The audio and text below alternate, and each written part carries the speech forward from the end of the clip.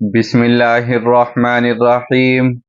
السلام علیکم دوستو، آج ہم بیان لے کر آئے ہیں قاری حنیف ملتانی رحمۃ اللہ علیہ کا۔ آج کی ویڈیو کا عنوان ہے حضرت بلال کی آخری اذان۔ تو چلے ویڈیو کو شروع کریں۔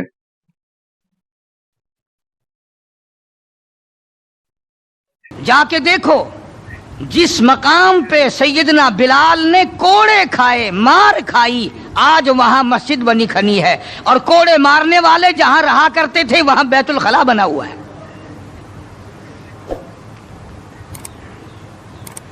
سرکار مدینہ صلی اللہ علیہ وسلم نے فیصلہ کر دیا، جو میرا ہے وہ میرے صحابہ سے پیار کرے گا، جس کو میری ساتھ دشمنی ہے وہ میرے صحابہ کا دشمن ہے۔ صاف فرما دیا، من احبہم فبحبی احبہم، جس کو ان سے پیار ہے اس کو مجھ سے پیار ہے، ومن ابغضہم فببغضی ابغضہم، جس کو ان سے دشمنی ہے اس کو میرے ساتھ دشمنی ہے۔ دیکھ تم ہو شادیوں میں جا رہے ہو، اجی یہ اور معاملہ ہے، الیکشنوں میں سر پہ اٹھائے پھر رہے ہو، اجی یہ سیاسی معاملہ ہے۔ وہ صحابہ کرام کی عزت کے سامنے سیاسی معاملہ کیا ہوتا ہے؟ وہ کون سی سیاست ہے جو صحابہ کرام سے ہٹ کر ہے؟ وہ سیاست نہیں، وہ بدماشی ہے۔ کون کہتا ہے یہ سیاست ہے؟ اپنی عزت بناتے ہو، محمد کریم صلی اللہ علیہ وسلم کے یاروں کی عزت کو مٹاتے ہو۔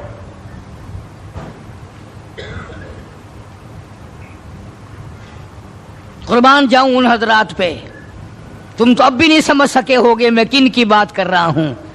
او حاجیو، نمازیو، تمہیں ساری زندگی میں آج تک خواب میں بھی مدنی کریم صلی اللہ علیہ وسلم کی زیارت نہیں ہوئی۔ بلال وہ تھا جس نے اپنی زندگی میں لاکھوں کروڑوں مرتبہ حضور کا دیدار کیا ہے۔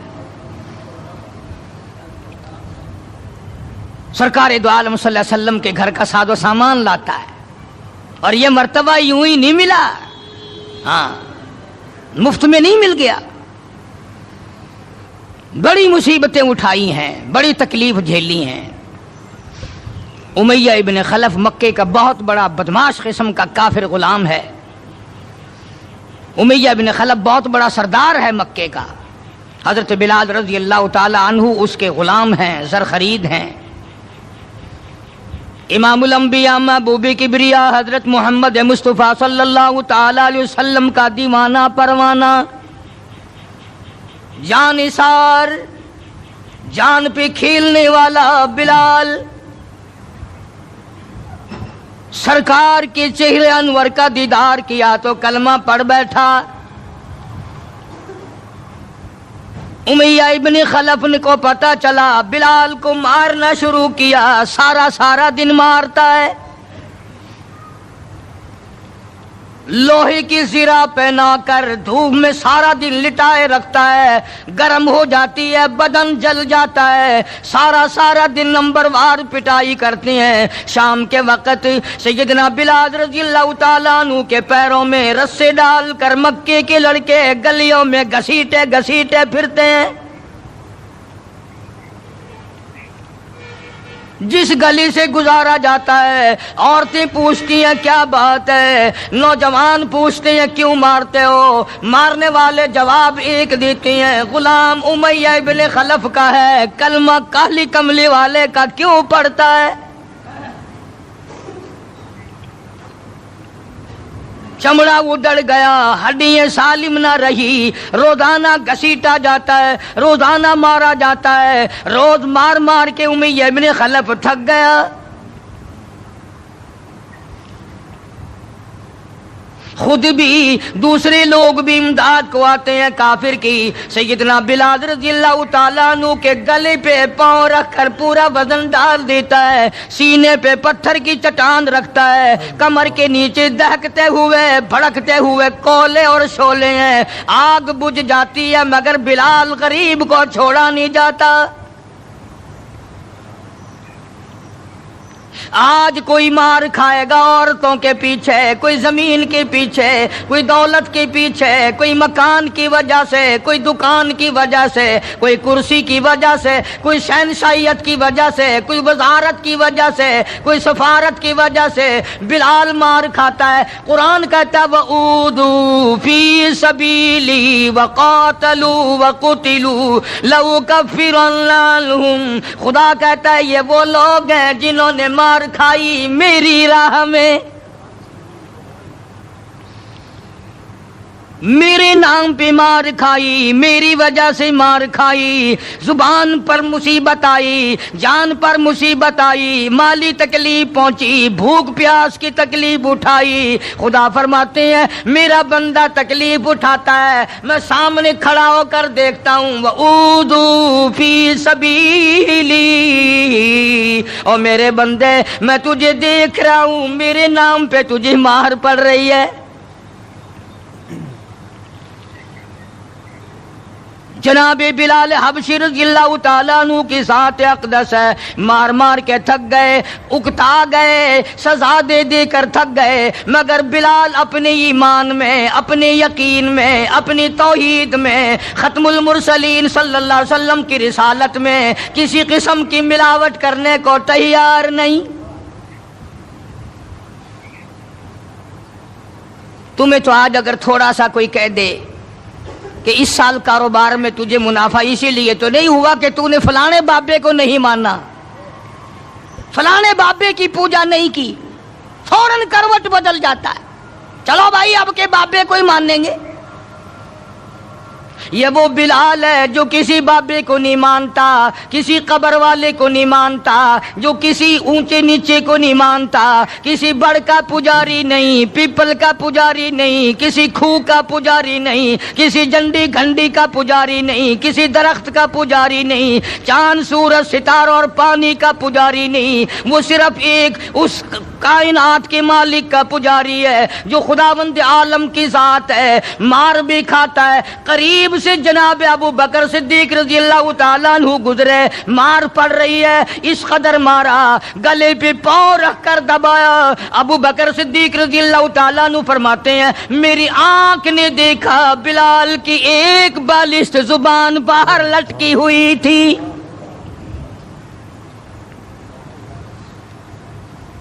کمال ہے, اتنی تکلیف اٹھا رہا ہے. جب بھی ذرا سا پاؤں پر کو ہٹایا, سانس آیا, فوراً آواز لگاتا ہے اللہ احد, میرا خدا ایک ہے, میرا معبود ایک ہے, میرا کارساز ایک ہے, میرا پیدا کرنے والا ایک ہے, میری جان کا مالک ایک ہے. واللہ علی کل شیء قدیر, وہی ہر چیز پہ قادر ہے. میری جان پہ بھی اسی کی قدرت ہے, میرے یقین پہ اسی کی قدرت ہے. اور مارنے والوں میں سچا عاشق ہوں, تم مارتے تھک جاؤ گے, میں مار کھاتا نہ تھکوں گا. اس لیے جس کی وجہ سے مار کھا رہا ہوں وہ حی قیوم ہے, میں اسی کا بندہ ہوں.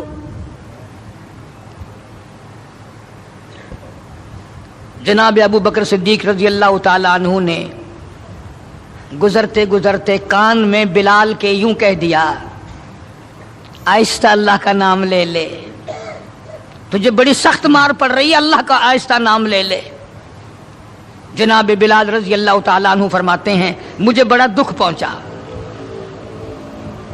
تکلیف ہوئی, اور یوں فرمایا ابو بکر اور اگر کوئی کہے تو کہے, تو نہ کہو یہ بات.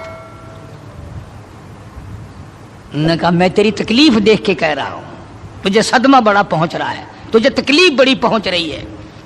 جناب بلال حبشی رضی اللہ تعالیٰ عنہ فرمانے لگے ابو بکر میں تجھے کیا بتاؤں, جب میری کمر کے نیچے کولے, میرے سینے پہ پتھر کی چٹان, اور میرے گلے پہ امیہ ابن خلف کا پیر رکھا ہوا ہوتا ہے, اور وہ وزن پورا ڈالتا ہے, میری جان نکلنے کو ہوتی ہے, مجھے پروردگار کی طرف سے آواز آتی ہے او میرے بلال تیرا کیا حال ہے.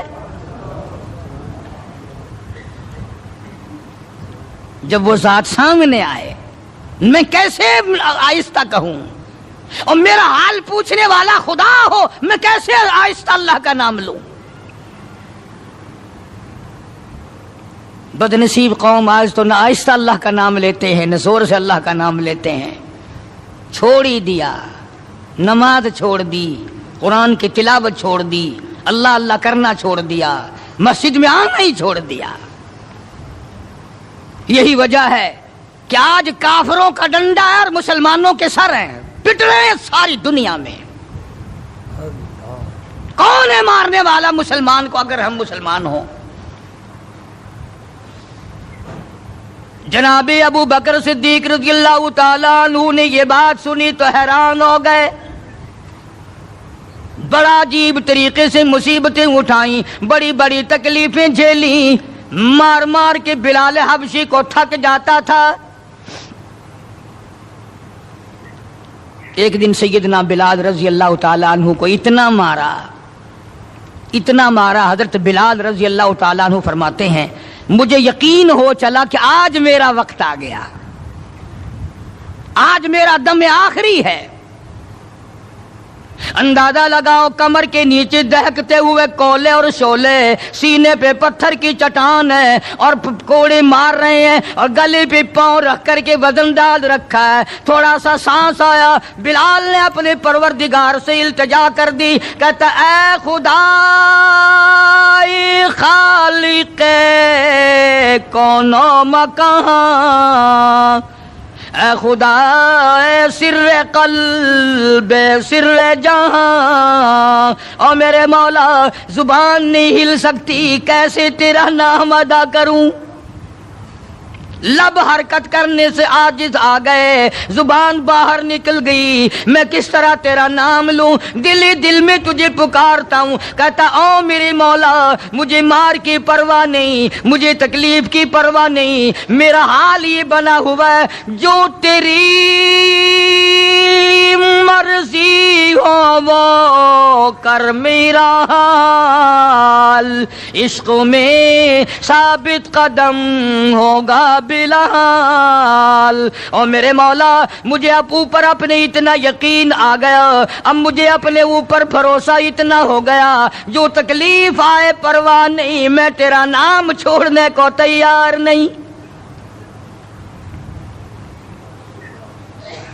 چاروں طرف کافر بیٹھے ہیں، حضرت بلال رضی اللہ تعالیٰ عنہ کی رگ رگ میں کانٹے چبھو رہے ہیں، طرح طرح کی ایذائیں دے رہی ہیں. کہتا ہے ہر رگوں ریشوں میں کانٹے چبھ گئے، اور جس قدر ہو سکے ہیں ایذائیں دے مجھے، میں بے پرواہ ہوں اس بارے میں تکلیفوں سے تیرا نام چھوڑنے والا نہیں.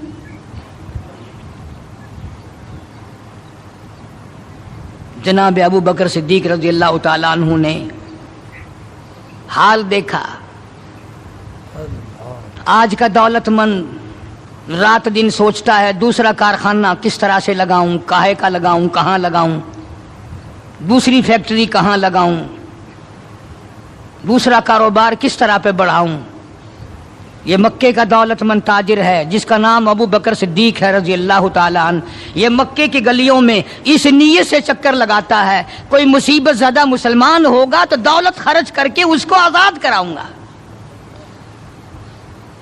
امیہ ابن خلف سے صدیق اکبر نے پوچھا رضی اللہ تعالیٰ عنہ کہ یار تم مار مار تھک گیا، اسے بیچ لے. غلام تھے نا حضرت بلال، اسے بیچ لے. امیہ کہنے لگا کہ خرید لو بھائی. تو امیہ بن خلف کافر نے بڑے پیسے مانگے. صدیق اکبر رضی اللہ تعالیٰ عنہ نے اسی وقت فرمایا کہ چل کے لے لو اپنے پیسے. امیہ جو مکے کا سردار تھا کہنے لگا ابو بکر میں تو تجھے بڑا عقل مند سردار اور ہوشیار تاجر سمجھتا تھا، آج پتا چلا تجھے تو عقل ہی نہیں. جناب ابو بکر صدیق رضی اللہ تعالیٰ عنہ نے پوچھا کیوں؟ وہ کہنے لگا یہ تو میرے ناک پہ لڑا ہوا ہے، مار مار کے میں تھک گیا، دوسروں سے مروا کے میں تھک گیا. اندازہ لگاؤ اور اپنے ایمان کا بھی پتہ کرو، سارا مکہ مارنے والا اکیلا بلال مارے کھانے والا. کہنے لگا یہ تو میرا درد سر بنا ہوا ہے، اگر تو یوں ہی کہتا نا غلام مجھے دیتے میں تیرے متھے مار دیتا، تو انہیں اتنی بڑی رقم دینی کر لی، یہ کوئی تیری عقل مندی ہے؟ کہاں یہ سر پھرا غلام جو کسی کام کا بھی نہیں، رات دن مار کھاتا ہے، اور اتنی بڑی رقم دینے کے لیے آپ آمادہ ہو گئے؟ جناب صدیق اکبر سبقت رضی اللہ تعالیٰ عنہ نے فرمایا امیہ میں بھی تجھے مکے کا سردار سمجھتا تھا، آج پتا چلا تو پرلے درجے کا گدھا ہے۔ انہوں نے کہا کیوں؟ کہ وہ اس لیے کہ ہو بلال اور قیمت یہ مانگی تو نے، بلال جیسی ذات ہو اور قیمت یہ مانگی، اگر آج پوری دنیا کی دولت تو مانگتا اور میرے پاس ہوتی، میں اپنی جان دے کر کے بھی بلال کو خرید کے آزاد کرتا۔ چنانچہ خرید لیا، آزاد کر دیا، دربار رسالت میں پیش کر دیا۔ جناب حضرت محمد الرسول اللہ صلی اللہ تعالی علیہ وسلم کو پیار آیا۔ اندازہ لگاؤ بلال کے زخموں کو دیکھ کر آقا دو عالم صلی اللہ علیہ وسلم کو رونا آ گیا۔ اسلام کے لیے مار کھائی، ایمان کی وجہ سے مار کھائی، اپنے یقین کی وجہ سے مار کھائی، کوئی سیاسی غرض نہیں، کوئی دنیاوی غرض نہیں۔ جناب رسالت مآب صلی اللہ تعالی وسلم نے، اللہ پاک نے اس کا پھل یہ دیا بلال کو، اس کا معاوضہ یہ دیا کہ دربار رسالت میں مؤذن بن گئے۔ اذان دینے کی جو ڈیوٹی تھی، منصب تھا، وہ حضرت بلال کو ملا رضی اللہ تعالی عنہ۔ جناب مدنی کریم صلی اللہ تعالی علیہ وسلم کے گھر کے خرچے، اخراجات، سودا سلف لانے کی ڈیوٹی حضرت بلال رضی اللہ تعالی عنہ کے ذمے تھی۔ کوئی کسی محکمے کے صاحب کا سامان لائے گا، کوئی کسی محکمے کے صاحب کا سامان لائے گا، کوئی کسی تاجر کا سامان خرید کے لائے گا، کوئی کسی افسر کا سامان خرید کے لائے گا۔ بلال تیرے پیروں سے اڑی ہوئی خاک پہ قربان ہو جاؤں، تو شہنشاہ کائنات کے دروازے کا غلام ہے، تو حضور کریم صلی اللہ تعالی علیہ وسلم کا سامان لاتا ہے، اور 5 وقت اذان کی ڈیوٹی ہے۔ آپ صلی اللہ علیہ وسلم کے لیے قرضہ بھی لے کے آتا تھا بلال یہودیوں سے۔ ایک دفعہ ایک قرضے والے نے جان کر کہ دوبارہ اسے پھنساؤ، غلام بناؤ، حضرت بلال رضی اللہ تعالیٰ عنہ اذان دینے کے لیے تیار کھڑے تھے، یہودی آیا اور آ کے کہنے لگا، یہ جو بدنصیب آدمی ہوتا ہے نا، جس کے ایمان نہیں ہوتا، وہ بے ادبی بڑی کرتا ہے۔ آج بھی تجربہ ہے اللہ والوں کی، علماء کی، بے ادبی وہی کرے گا جس کے اندر ایمان کی رتی نہ ہو۔ بے ادبی کے الفاظ وہی بولے گا، ایمان کی رتی نہ ہو۔ تو حضرت بلال کو آ کر کے آواز دینے لگا اور کہنے لگا، او کالے۔ حضرت بلال نے فرمایا کیا بات ہے؟ کہ یا تو کل شام تک پیسے آ گئے، ورنہ یاد رکھ تجھے پھر غلام بنائیں گے ہم۔ جناب حبشی رضی اللہ تعالیٰ عنہ مدنی کریم صلی اللہ تعالیٰ علیہ وسلم کی خدمت عالیہ میں تشریف لائے، عرض کیا کالی کملی والے فلانا یہودی آ کر کے بڑی زبردست دھمکی دے گیا، وہ مجھے پھر دوبارہ غلام بنانا چاہتے ہیں، وہ پھر مجھے پریشان کرنا چاہتے ہیں، میں اب اتنا بڑا قرضہ کیسے ادا کروں؟ میں صبح کہیں نکل جاؤں گا، چھپ جاؤں گا، روپوش ہو جاؤں گا، جب کوئی انتظام ہو جائے اطلاع فرما دینا، میں حاضر خدمت ہو جاؤں گا۔ ہائے بلال تجھے مبارک ہو، تو سرکار دو عالم صلی اللہ تعالی علیہ وسلم کے قرضے کی وجہ سے پریشان ہے۔ ذرا سوچیں وہ لوگ جن کو اللہ تعالیٰ نے دولت بخشی ہے، جن کو اللہ پاک نے کھانے پینے کے لیے دیا ہے، کہ ہمارے نبی حضرت محمد کریم صلی اللہ علیہ وسلم نے کن دکھوں سے اپنی زندگی پاس کی ہے، قرض لے لے کر۔ صرف قرض نہیں، آج ہم یہودی بن کے مر رہے ہیں، عیسائی بن کے مر رہے ہیں، کافر اور مشرک بن کے مر رہے ہیں۔ ان کی ریس ہے ہر معاملے میں، ان کے طریقے کو اپنا کر کے آج مسلمان نوجوان بڑے خوش ہوتے ہیں۔ تم نے ہزاروں مرتبہ سنا ہوگا، آؤ شہنشاہ کائنات کا وہ لباس تو دیکھو جس لباس میں حضور صلی اللہ علیہ وسلم کی وفات ہوئی ہے۔ 11 پیوند اس لباس میں تھے جس لباس میں حضرت محمد رسول اللہ صلی اللہ علیہ وسلم کی اس دنیا فانی سے رخصتی ہوئی ہے۔ یہ بٹن نہیں لگاتے ہم لوگ، بٹن کی جگہ کانٹے چبھے رہتے تھے، کانٹے چبھو لیے جاتے تھے۔ تو بلال نکل گئے مدینے پاک سے خوف کے مارے کہ یہودی پریشان کریں گے قرضے کے لیے۔ ابھی وہ کچھ ہی منزل پہ دور پہنچے تھے کہ سرکار دو عالم صلی اللہ تعالی وسلم کے یہاں کئی اونٹنیاں سامان سے لدی ہوئی آئی، اور آپ نے اس یہودی کو بلوایا اور بلوا کے فرمایا کہ تو اپنا سارا قرضہ لے لے، جتنا تیرا قرضہ ہے ساری کھجوریں ناپ تول کر اپنے قرضے میں لے جا، بچے گا ٹھیک ہے، نہیں بچے گا تو سارے کا سارا لے جا۔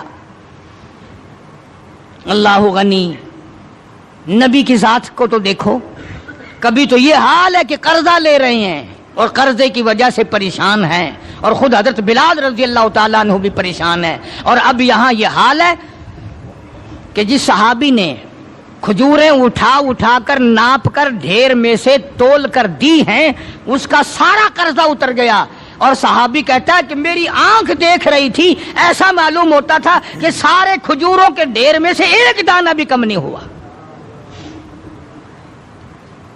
ایک دانہ بھی کم نہیں ہوا۔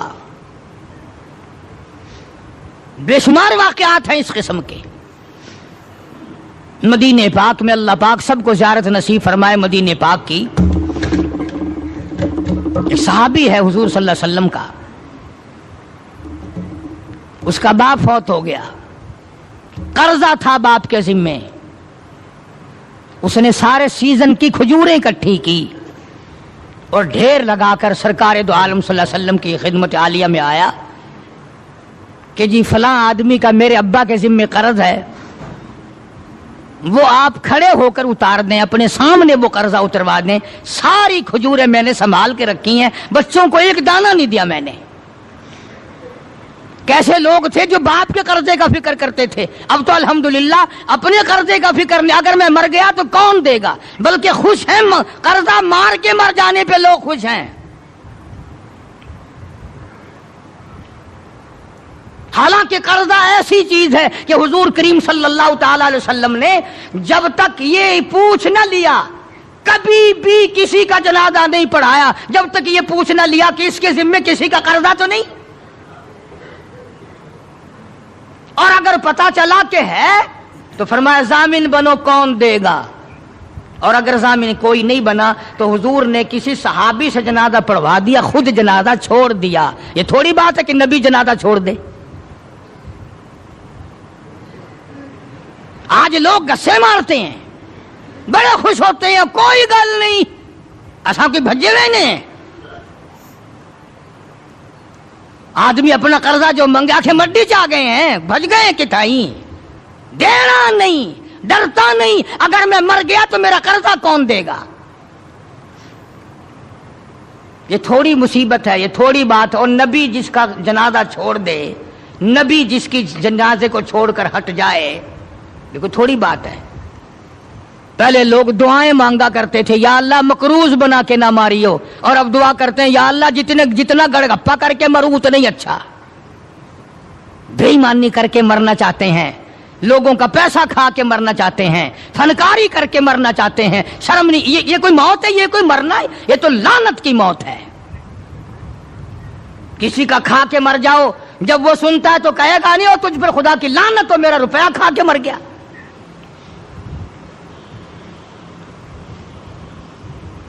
پہلے زمانے میں دستور تھا، جنازہ پڑھنے سے پہلے مرنے والے کا بیٹا، بھتیجا، بھائی، وارث کھڑے ہو کے اعلان کیا کرتا تھا کہ بھائی جس کا لینا دینا ہو وہ ہمارے پاس آئے، دینا ہوگا ہم چکائیں گے، جس نے دینا ہو وہ ہمیں دے۔ اعلان ہوا کرتے تھے کہ جو قرضہ مانگنے والا ہو وہ ہمارے پاس آئے، ہم قرضہ دیں گے۔ اب قرضے کا اعلان تو ہے نہیں، اب تو یہ اعلان ہوتا ہے کہ فلاں تاریخ کو آنا، تمہیں چھولے ڈال کر چاول کھلائیں گے، کل خانی ہوگی۔ قرضہ کون اتارے؟ اور اگر کوئی آ بھی جائے مانگنے لگا جی تسا جانو اساں کوئی ضامن لگے، ایسا کوئی ٹھیکہ چایا ہے، ہم نے کوئی ضمانت اٹھائی ہے تمہاری؟ مدینے کا صحابی حضور کریم صلی اللہ تعالی علیہ وسلم کی خدمت عالیہ میں آیا، میرے ابا کے ذمہ قرض ہے، میری غیرت گوارا نہیں کرتی، میری طبیعت گوارا نہیں کرتی، میرا مزاج گوارا نہیں کرتا، میں بیٹا دنیا میں موجود ہوں، میرا ابا قبر میں مقروض پڑا ہو۔ مدنی کریم صلی اللہ تعالی علیہ وسلم نے فرمایا ساری کھجوریں اکٹھی کر لی، گھر میں کتنی رکھی ہے؟ بچوں کے لیے کتنا رکھا ہے کھانے کے لیے؟ انہوں نے کہا گھر میں، کہ جی ہاں، کہ اللہ اور اس کے رسول کا نام رکھا ہوا ہے، ساری کھجوریں میں نے یہاں اکٹھی کر رکھی ہیں۔ آخرت کا فکر ان لوگوں کو تھا۔ سرکار مدینہ صلی اللہ تعالی علیہ وسلم نے فرمایا اسے بلا، قرض لینے والے کو میں تیری سفارش کر کے آدھا اس سال لے لے گا، آدھا اگلے سال لے لے گا، آدھی کھجوریں بچوں کے لیے رکھ لے۔ صحابی رونے لگا، کہنے لگا میں ایسی کھجوریں اپنے بچوں کو کھلانے کو تیار نہیں، ہم بیٹھ کے کھجوریں کھائیں، میرا ابا قبر میں مقروض پڑا ہو۔ ہم ایسی کھجوریں کھانے کو تیار نہیں۔ عرض کر دیا حضور کریم صلی اللہ علیہ وسلم کی خدمت عالیہ میں کہ ایک دانہ میں گھر لے جانے کو تیار نہیں، قرضہ اتاریے۔ بس حضور صلی اللہ علیہ وسلم نے دعا فرما دی اور آپ نے اپنے سامنے کھجوروں کا ناپنا شروع کیا۔ اس قرض لینے والے کا سارا قرضہ اتر گیا۔ صحابی کہتا ہے میری آنکھیں دیکھ رہی تھی اور مجھے یہ تسلی ہو رہی تھی کہ پورے ڈھیر میں سے ایک دانہ بھی کم نہیں ہوا۔ سارا قرضہ چک گیا، سارا قرضہ اتر گیا، مگر ایک دانہ کم نہ ہوا۔ جس وقت مدنی کریم صلی اللہ تعالی علیہ وسلم کے ذمے جو قرضہ تھا بلال کے ہاتھ کا لیا ہوا، وہ سارا قرضہ اتر گیا۔ رحمت کائنات صلی اللہ علیہ وسلم نے حضرت بلال کو پھر بلوا لیا اور فرمایا بے شک بے پرواہ ہو جا، اللہ نے سارا قرضہ تیرے میرے سر سے اتار دیا۔ بھوک کی مصیبت بھی دیکھی، پیاس کی مصیبت بھی دیکھی، اور اتنا زبردست عشق تھا کہ جب مدینے پاک میں اذان دیتا تھا تو جب اشہد ان محمد رسول اللہ کہتا تو حضور کریم صلی اللہ علیہ وسلم کی طرف اشارہ کرتا تھا کہ میں ان کی رسالت کی گواہی دے رہا ہوں۔ مدنی کریم صلی اللہ تعالی علیہ وسلم کی جب وفات شریف ہوئی، بلال ان نوجوانوں میں تھا جو ٹکرے مار رہے تھے، بے ہوش پڑے تھے۔ کہاں جاؤں، کسے دیکھ کے اپنا گزارا کروں، کس کا دیدار کروں، کس کو اپنا آقا مولا بناؤں، کون میرے سینے پہ ہاتھ رکھ کے پوچھے گا بلال تیرا کیا حال ہے، کون پوچھے گا مجھ سے؟ اور حضور صلی اللہ علیہ وسلم کی وفات شریف کے بعد جب مسند کو خالی دیکھتا اور جب اذان دیتا اشارہ کرتا، حضور نظر نہ آتے، بے ہوش ہو کر گر پڑتا تھا۔ انہیں محبت تھی، انہیں لگن تھی، انہیں سوز و گداز تھا، انہیں عشق تھا، ان کے دلوں میں اللہ تبارک و تعالیٰ نے جناب رسول اکرم صلی اللہ علیہ وسلم کی محبت کی مہر لگا رکھی تھی۔ آج ہمارے دلوں پہ مہر مال کی ہے، دولت کی ہے، پیسوں کی ہے، دنیا کی ہے، کرسی کی ہے، اقتدار کی ہے، سرکار کی محبت کی مہر نہیں ہے۔ اگر وہ ہوتی تو آج ہمارا خدا جانے کیا حال بنتا۔ اس لیے قرآن کریم نے ان لوگوں کی تعریف کی، فرمایا الذین آمنوا وہاجروا وجاہدوا فی سبیل اللہ، بے شک وہ لوگ جنہوں نے اللہ کے نام پہ ہجرت کی، اللہ کے نام پر ایمان لائے، اسی کے نام پہ ہجرت کی اور جہاد کیا میری راہ میں، بِأَمْوَالِهِمْ وَأَنفُسِهِمْ، مالی قربانی کی، جان کی قربانی دی۔ اللہ کہتا ہے اولئک اعظم درجۃ عند اللہ، یہی ہے وہ لوگ جن کے بہت بڑے درجے بلند ہیں میرے یہاں،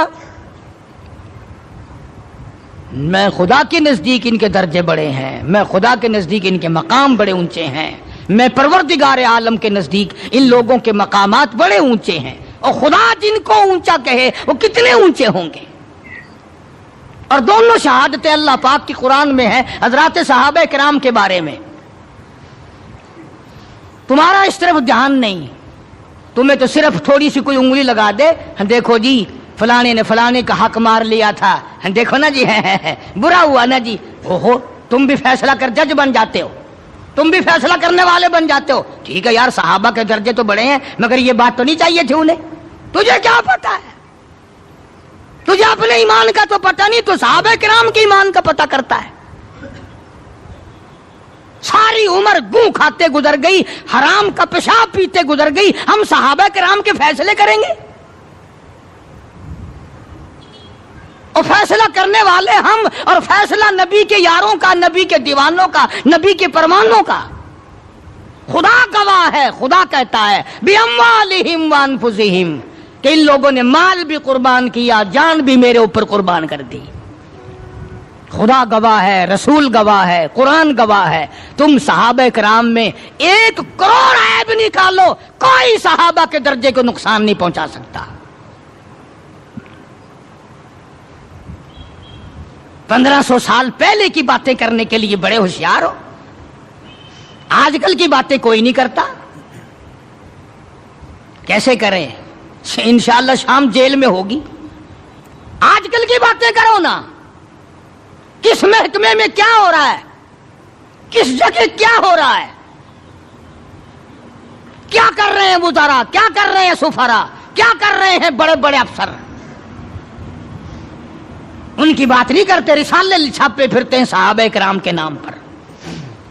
میں تمہیں ایک بات کہتا ہوں، آج بڑا بد نصیب ہے وہ آدمی، اور بڑا بدبخت ہے وہ آدمی، اور میں تو آگے بڑھ کر کہوں گا بڑا لعنتی ہے وہ آدمی جو محمد صلی اللہ علیہ وسلم کے یاروں کا شکوہ کرے، گلہ کرے حضور کے یاروں کا، ان یاروں کا جو حضور کے آڑے وقت میں کام آئے، جنہوں نے حضور صلی اللہ علیہ وسلم کے ساتھ ہو کر اپنے پیٹ پہ پتھر باندھے اور فاقے کاٹے، مصائب جھیلے، پیاسے مرے، بھوکے رہے، ان کا گلہ کرتے ہو۔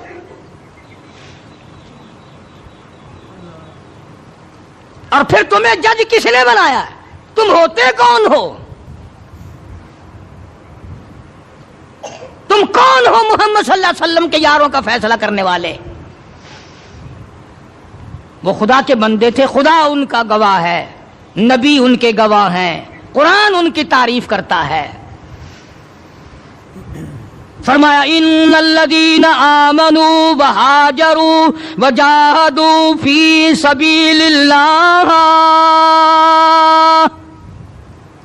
ایمان لائے، ہجرت کی، جہاد کیا نہ، بدر میں تو وہ لڑے، احد میں انہوں نے قربانیاں دیں، حنین میں وہ لڑے، خندق میں وہ لڑے، تبوک میں انہوں نے قربانیاں دیں، یرموک میں انہوں نے قربانیاں دیں۔ ایک ایک صحابی ایسا ہے، حضرت خالد بن ولید رضی اللہ تعالیٰ عنہ نے 125 جنگ لڑے ہیں، اور اسلام کے نام پر جنگیں تو انہوں نے لڑی، اور تم کرسیوں پہ بیٹھ کر، میز پہ رسالے رکھ کر فیصلے تم کرتے ہو۔ تم ہو کون؟ یہ تو منافقوں کی اولاد کر سکتی ہے، یہ تو یہودیوں کی اولاد کر سکتی ہے، یہ تو عیسائیوں کی اولاد کر سکتی ہے، مسلمان کا تخم ایسا نہیں کر سکتا۔ کبھی حضور صلی اللہ علیہ وسلم کے گھر کا گلہ، کبھی حضور صلی اللہ علیہ وسلم کے دوستوں کا اور آپ کے یجا نثاروں کا گلہ، کوئی بھی کرے، مجھے اس سے کوئی بحث نہیں۔ بہرحال ہم ان کو اپنا نہیں جانتے، اور جو نبی کے یاروں کے نہیں وہ ہمارے نہیں، ہاں وہ ملک کے نہیں، وہ قوم کے وفادار نہیں ہو سکتے، وہ ملت کے وفادار، اور جو نبی کے دروازے کا وفادار نہیں وہ تیرا وفادار کب ہوگا؟ یہاں تو غلامی کرنے والوں نے سب کچھ کمایا ہے، ہاں سب کچھ کمایا غلامی کرنے والوں نے۔ اللہ غنی، ان کی پیٹھ گواہ ہے کہ انہوں نے اسلام کے لیے کیا کیا، ان کے کمر پہ کوڑوں کے نشانات گواہ ہیں کہ انہوں نے اسلام اور ایمان کے لیے کیا کیا۔ سیدنا بلال سب قید رضی اللہ تعالیٰ عنہ وفات شریف کے بعد مدینے میں رہ نہ سکے، ممبر خالی میرے سے دیکھا نہیں جاتا، دمشق چلے گئے، वहां जाकर अपनी अल्लाह अल्लाह की। एक दिन ख्वाब में हुजूर करीम सल्लल्लाहु अलैहि वसल्लम की ज़ियारत हुई। आपने फरमाया मा जफानी या बिलाल, और बिलाल ये क्या गजब कर रहे हो, मदीने से दूर चले गए, मिलने भी नहीं आते। अंदाजा लगा उसका दर्जा कितना बुलंद होगा, उसके दिल में नबी का इश्क कितना होगा, उसके दिल में नबी की मोहब्बत कितनी होगी, जिसको काली कमली वाले फरमाए तू मुझे मिलने क्यों नहीं आता। माँ जफानी या बिलाल, ओ बिलाल ये क्या जुल्म कर बैठे, इतने दूर चले गए, मिलने भी क्यों नहीं आते। बिलाल उसी वक्त उठा, सवारी ली, तेज रफ्तार सवारी पे सवार होकर मदीने पाक पहुंचा। सैयदना बिलाल को देखकर मदीने में कोहराम मच गया। नबी का मुअज्जिन आ गया, काली कमली वाले के दरबार का गुलाम आ गया। सारे लोग चारों तरफ जमा हो गए। हसनैन करीमैन रज़ी अल्लाह ताला अन्हुमा को जाके मिले, बुला के लाए। फातिमा ज़हरा के लख्ते जिगर बेटो, अली मुर्तजा के शेर जवानों, तुम्हारी बात नहीं मोड़ेंगे, जरा अजान की फरमाइश करो, अजान तो दे दे, नबी के जमाने की बिलाल आए हुए हैं। जनाबी बिलाल अबशी रज़ियल्लाहु ताला अन्हु ने मदीने की मस्जिद में, मस्जिद नबवी में खड़े होकर जब अजान शुरू की, मदीने में कोहराम मच गया।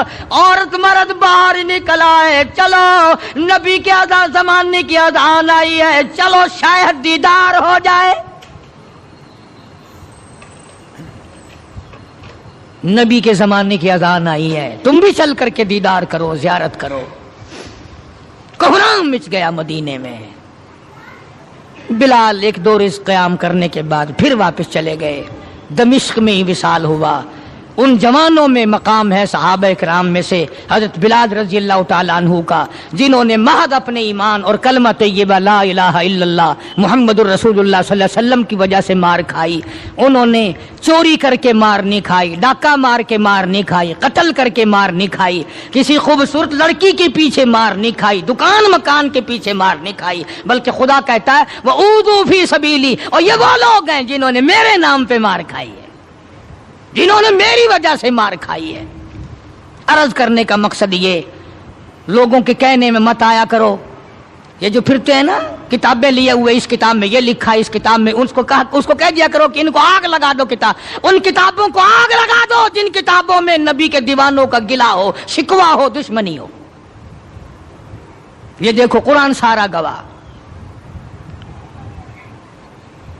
न तुम्हारे ला कॉलेज के शागिर्द पास हैं और नबी के शागिर्द फेल हैं। तुम्हारी यूनिवर्सिटियों के स्टूडेंट पास हैं और मदीना यूनिवर्सिटी के शागिर्द फेल है। अकल है खोपड़ी में। और आज के प्रोफेसरों के शागिर्द पास और इमामुल अंबिया के शागिर्द फेल। आज रूस और अमेरिका के मानने वाले, अपने इज्म पर जान देने वाले लोग पक्के और नबी के दीवाने कच्चे। तुम्हें बताया किसने है? ये वो लोग हैं जिन्होंने 23 बरस तक हुजूर सल्लल्लाहु अलैहि वसल्लम के पीछे नमाजें पढ़ी। खुदा की कसम, जब तुम बीमार पड़ोगे ज्यादा से ज्यादा बेटी पूछने आएगी। ये वो लोग थे जब बीमार पड़ते थे पूछने के लिए इमामुल अंबिया तशरीफ लाते थे। इनके दुख दर्द में शरीक थे हुजूर। हाँ, ग़ज़वा खंदक के मौके पर खंदक खोदते खोदते के बहुत बड़ा पत्थर निकल आया जो सहाबे किराम से टूटता ना था। हुजूर को आके अर्ज किया सल्लल्लाहु अलैहि वसल्लम, या रसूलल्लाह वो पत्थर नहीं टूटता। आपने ये नहीं फरमाया मैं दुआ करूंगा, फरमाया लाओ मुझे कुदाल दो। मारा है नबूवत के हाथों ने, पत्थर के टुकड़े टुकड़े कर दिए। और उसके बाद हजारों सहाबा किराम गवाह हैं कि सहाबा मिट्टी पत्थर खोदते थे, टोकरी में भरते थे और रहमत कायनात सल्लल्लाहु अलैहि वसल्लम अपने सर मुबारक पे उठा उठा कर ले जाते थे। اور جنہوں نے مل کر کھانے کھائے ہوں، جنہوں نے مل کر اللہ کے دین کے جھنڈا بلند کرنے کے لیے مار کھائی ہو، ان سے اچھا کون ہو سکتا ہے، ان سے بڑا کون ہو سکتا ہے؟ دین میں بھی بڑے وہ، آخرت میں بھی بڑے وہ، قیامت میں بھی بڑے وہ، حوض کوثر کے پانی کے گلاس صحابہ کرام کے ہاتھوں سے ملیں گے۔ اس لیے میں نے ایک جوان صحابی کا ذکر کر دیا تاکہ ہمارے دلوں میں ان حضرات کی محبت ہو اور ان حضرات سے عقیدت ہو۔ ہم کتنے بد نصیب ہیں، یہ ساری بڑی مسجد بیٹھی، اگر میں پوچھ لوں تو انشاءاللہ نفی میں جواب ملے گا۔ بمیں میرے اگر میں پوچھ لوں کہ سارے سال میں کبھی کسی نے حضرت بلال کو ایصال ثواب کرنے کے لیے 4 آنے خرچ کیے؟ وہ داتا دربار میں تو دیگ پکانے کے لیے پیسے تمہارے پاس ہیں، چوڑے چماروں کو کھلانے کے لیے تو تمہارے پاس ہیں، بے نمازوں کو راضی کرنے کے لیے تمہارے پاس پیسے ہیں، ڈاکٹروں کو اور افسروں کو گھی کے پیپے دینے کے لیے تمہارے پاس پیسے ہیں۔ اتنا بڑا نبی کا دیوانہ پروانہ کوئی آدمی قسم نہیں کھا سکتا کہ ساری زندگی میں 1 روپیہ بھی حضرت بلال کے ایصال ثواب کے لیے کسی نے خرچ کیا ہو۔ یہ تو ہماری محبت ہے، یہ تو ہم نبی کے غلاموں کے غلام بنے پھرتے ہیں۔ اور ویسے دیکھو نا، غلام ہیں رسول کے غلام ہیں، غلام ہیں رسول کے غلام ہیں۔ پلیٹ فارم نمبر 4 دیکھو، بالکل صاف پڑا ہے، اچھی غلامی ہے بھائی۔ یہ میں نے چلتے چلتے کی بات کر دی تاکہ اس طرف بھی ہماری توجہ ہو۔ ہماری اولاد لاکھوں روپیہ برباد کرتی ہے، ہمارے گھریلو اخراجات میں لاکھوں روپیہ، ہزاروں روپیہ خرچ ہوتا ہے۔ ان لوگوں کے لیے بدقسمتی سے ہماری جیب میں، ہمارے گھر میں دمڑی نہیں، اور چلو 1 روٹی کبھی بلال کے ایصال ثواب کے لیے کسی نے خرچ کی ہوتی، کون کرے؟ ہمارا ان سے کوئی رشتہ ہے؟ اس لیے حضور صلی اللہ علیہ وسلم کے صحابہ سے پیار کرو، محبت کرو، ان کی محبت عین ایمان ہے، ان کی دل میں محبت کا بسانا خدا کی قسم جنت کا بسانا ہے، اور یہی جنت کے ٹھیکیدار ہیں، یہی جنت کے وارث ہیں۔ اللہ تبارک و تعالی مجھے اور آپ سب کو دربار رسالت کے سارے جوان، سارے غلام، سارے صحابہ، سارے اہل بیت کی محبت عطا فرمائے، اور سب کا ہم سب کو خادم بنائے۔